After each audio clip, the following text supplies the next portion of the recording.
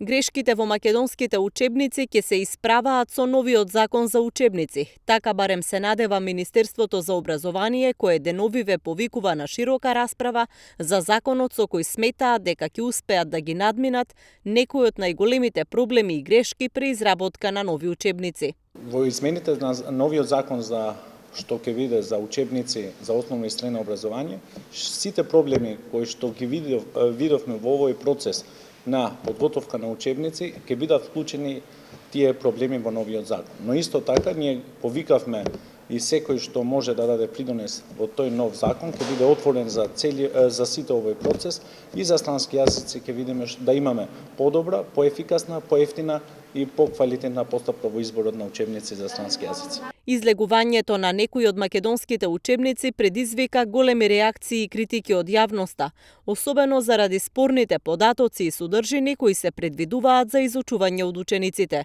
Од печатни грешки и слаби рецензии до дискриминирачки содржини се наоѓаат во учебниците поради што се повлекоа голем број од нив од употреба.